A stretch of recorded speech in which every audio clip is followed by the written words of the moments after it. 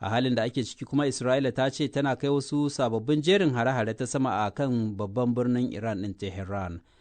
A cikin daren da ya gabata ma Isra'ila ta ce ta kai wani harin wani waje da ke da alaƙa da ƙera makaman nukiliya.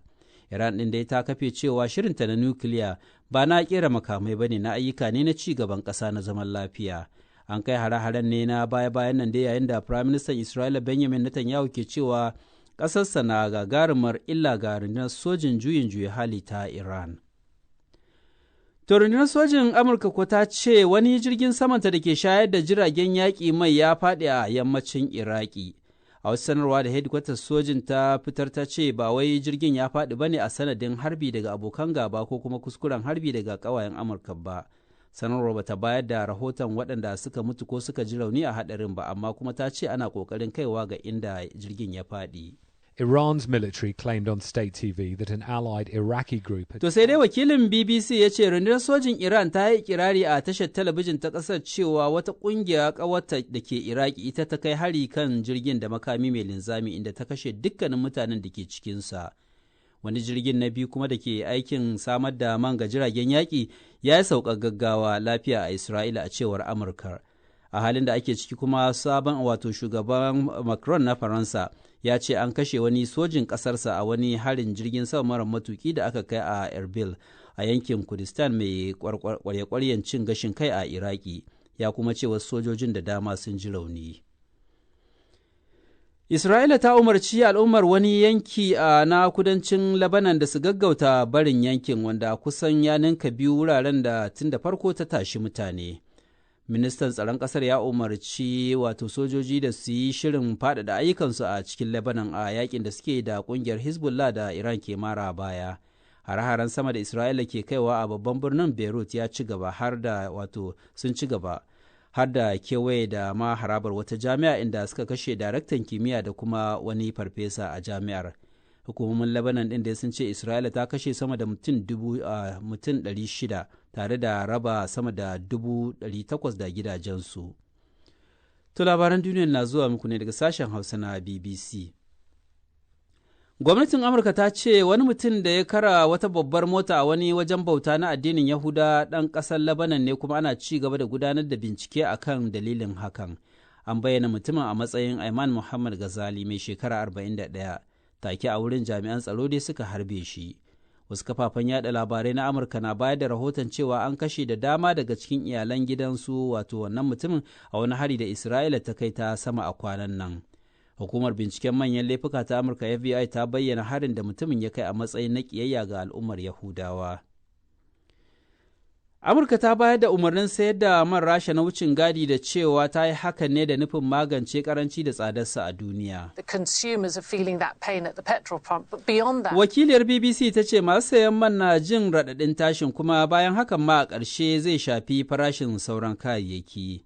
Zuwa jiya Alhamis, Baitulmalin Amurka ya amince da bayar da lasisin sayar da mai da kayayyakin da aka yi da man waɗanda tuni aka loda a jiragen ruwa. An yi hakan ne kwana ɗaya bayan ƙasashe 32 da hukumar makamashi ta duniya ciki har da Amurka suka amince da su a saki gangar mai miliyan 400. To amma kuma duk da wannan mataki na hukumar, farashin man ya ci gaba da tashi a jiya Alhamis, inda man samfurin Brent ya zarta sama da dala 100 a ganga ɗaya a karan farko tun shekara ta 2022. To labaran duniya kenan daga sashen Hausa na BBC.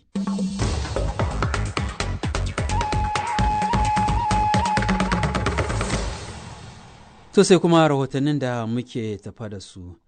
Kamar yadda aka ji a labaran duniya, Amurka ta ce ta kai hare-hare kusan 6,000 a Iran tun kaddamar da yaƙi tare da Isra'ila. Isra'ila ta kuma ce ta kaddamar da sabon farmaki na hare-hare ta sama a Tehran, babban birnin Iran ɗin. Sai dai wani jirgin sojin Amurka ya yi hatsari a Iraki, kuma ba a tantance ko Iran ce ta harbo shi ba. Ga Awal Ahmad Janyo da ƙarin bayani. Amurka ta ce ta kai har-haren kan cibiyoyin ƙera makamai na Iran da kuma na'urorin kariyar hari na Iran. Isra'ila kuma ta ce ta kai wani hari a wani wurin da ke da alaƙa da ƙera makaman nukiliya na Iran, bayan sanar da kai sabbin har-hare ta sama a Tehran, babban birnin ƙasar. Duk da Iran ta sha nanata cewa shirinta na nukiliya na zaman lafiya ne. A ɗaya bangaren kuma rundunar sojin Amurka ta ce wani jirginta ya yi hatsari a yammacin Iraki. Sanarwar rundunar sojin Amurka ta ce ana ci gaba da aikin ceto. Abinda sojojin suka ce hatsarin ya faru ne a yankin da ba na makiya ba. Babu dai tabbas kan adadin mutanen da ke cikin jirgin da kuma makomarsu. Sannan ba a san dalilin da ya haddasa hatsarin jirgin ba, da kuma asalin wurin da hatsarin ya faru. Jirgi na biyu kuma da ya sauka gaggawa an bayyana cewa ya sauka lafiya a Isra'ila.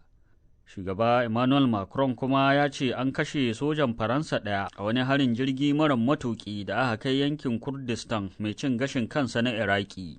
Shugaban ya ce wasu sojoji da dama sun jikkata.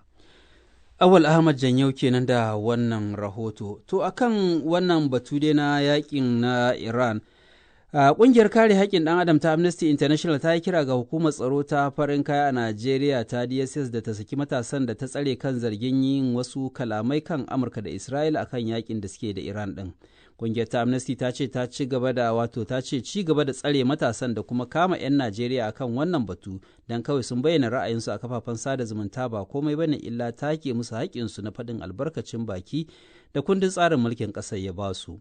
Isa Sanusi shine shugaban ƙungiyar ta Amnesty International a Najeriya, ga kuma ƙarin bayanin da yawa Khalifa Dokaji.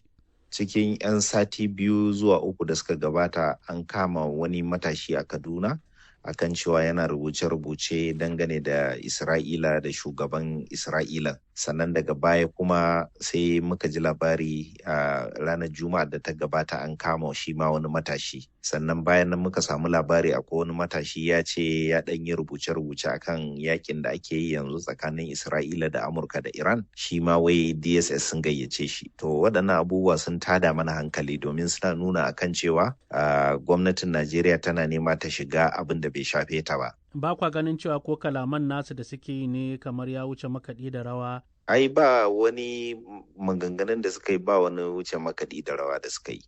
Babu wata magana da suka yi da ta zama laifi, domin ba inda suka ce a kashe wani ko a je a kashe wasu mutane.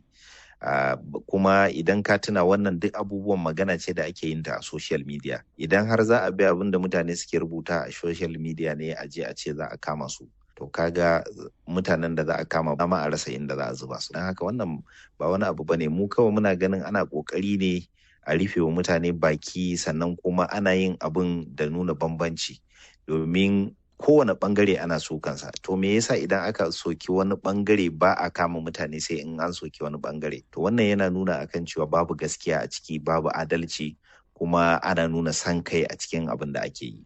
Kamar akwai wata doka ne da ta ba da dama cewa mutum ya faɗo irin waɗannan maganganu akan wasu ƙasashe da ba Najeriya ba, wanda kuke ganin cewa kamar an ki bi musu biyayya daga ɓangaren hukumomin tsaron na Najeriya, shi sa kuke wannan ƙaraji?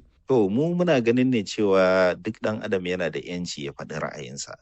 Sannan kuma idan mutum ya faɗi wani ra'ayi wanda ya saba wa doka, to kamata ya yi a kai shi kotu a masa shari'a. To amma mu abin da muke hangowa shine wannan salon da aka ɗauka, misali salo ne da yake nuna cewa ana nuna kamar bambanci a tsakanin 'yan Najeriya. Misali zaka ga cewa akwai waɗanda suke sukan ɗaya ɓangaren da ake yaƙi da shi, amma baka taɓa je an kama wani a cikinsu ba. Amma idan ka soki ɗaya ɓangaren sai a kama ka. To wannan me yake nufi? Kaga yana nufin rashin adalci ne. Saboda haka idan har suna magana akan cewa suna ƙoƙari ne su kawar da Najeriya kar ta faɗa cikin rikici, me yasa suke kallon ɓangare ɗaya kawai? Sannan kuma me yasa kaman nan gaba ɗayansa a arewacin Najeriya ake yin sa? Mu abin da muke cewa shine DSS tana nema ta zama kamar 'yan sanda, tana nema ta zame wa mutane masifa, domin kuwa babu ruwansu a cikin faɗin albarkacin bakin jama'a. To yanzu takamaiman me kuke so a yi? Kawai a sake su, sannan kuma kada a ƙara kama wani ko a tura wani a ce wai an gayyace shi ya zo ya yi bayani wai saboda kawai ya yi rubutu ko ya bayyana ra'ayinsa akan yakin da ake yi a gabar ta tsakiya. Ba yadda za a yi a hana mutane faɗin ra'ayinsu. Isa Sanusi kenan shugaban ƙungiyar Amnesty International a Najeriya.